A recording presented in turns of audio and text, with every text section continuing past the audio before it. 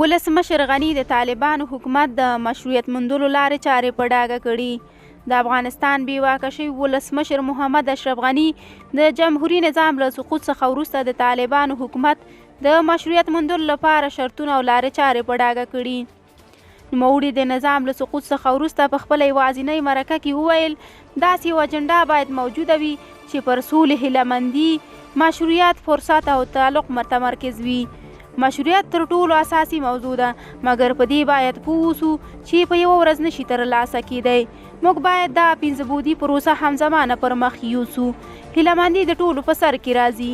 د ولسمشر غني په وینا د افغانستان نفوس 1.5 میلیونو ته رسیږي.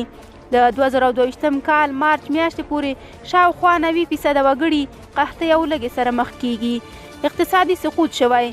د دې دلیل دا نه دی چې سیاسونو او د تخنیکي برخې پوهانو وطن پریښی، بلکې دلیل یې دا دی چې دوی شته جوړښتونه له منځه وړي. نوموړی زیاتوي ما تر اخري شیبو خلکو ته خواړه رسول او باید رسولي مې وای، ځکه د افغان ولس په وړاندې زه مسؤل وم. ولسمشر غني ټینګار کوي چې طالبان سره د نړیوال تعامل په برخه کې ځینې مهم موضوعات دي چې باید ذکر شي.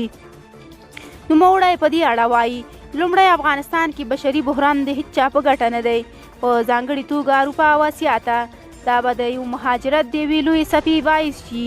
دویم، ستونزه یوازې افغانستان کې دننه 1.5 میلیونه خلکو پورې نه محدودیږي، بلکې 80 میلیونو ته رسیږي.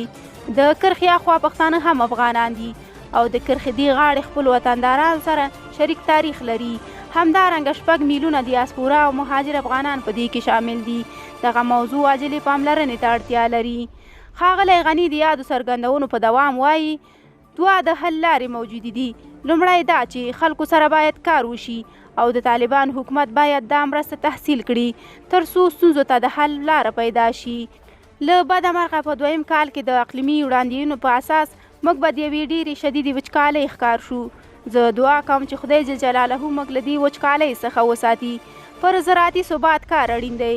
ښارمیشتي نفوس له کلک بحران سره مخ دي، ځکه هیڅ ډول دنده او د عایداتي سرچینې نه لري. د دې حل لپاره زه په لسګونه د حل لارې وړاندیز کولی شم. دویمه موضوع د سیمې د خلکو د ګټو موضوع ده. موږ مخکې د کوویډ تاثیرات کنټرول کړي وو، خو د کوویډ 4 او 5 څپه یوازې نړیواله ستونزه ده. ځینې مسلې دي چې منطقوي تاثیرات لري، لکه د خلکو مهاجرت، جرمي ګروپونه، د مخدره موادو قاچاق او نور. په بل عبارت طالبان سره باید د بحث یو اجنډا ترتیب شي چې دوی په دې برخه کې څه کولی شي. غواړم بیا یې توپیر ته اشاره وکړم چې یوه برخه یې بشري بحران او بله برخه انکشافي ده. په همدې دلیل یوازې د ملګرو ملتونو په اداراتو اتکا کول د وخت ضیاع ده. د افغانستان بېواکه شوي ولسمشر په ورته وخت کې ویلي چې په افغانستان کې ډېرې منابع شته چې انسجام ته اړتیا لري. د افغانستان بېواکه شوي ولسمشر په ورته وخت کې ویلي چې په افغانستان کې ډېرې منابع شته چې انسجام ته اړتیا لري. هغه زیاتوي زه کولی شم په دې برخه کې مشخص بحث ولرم.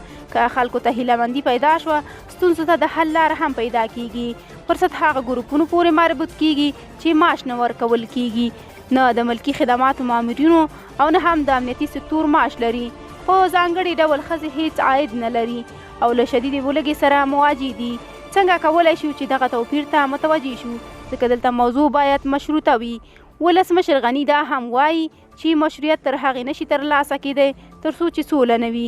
زما وړاندیز نړیوالې ټولنې ته دا دی چې د دې انتخاب څخه اجتناب وکړي چې څوک ګټونکی او څوک بایلونکی دی. پرېږدي چې یوه پروسه پر مخ ولاړه شي. لویه جرګه یوه ډېره مؤثره ملي پروسه ده. د یو څو کلونو لپاره باید وخت پورې محدود ځینې شرایط موجود وي.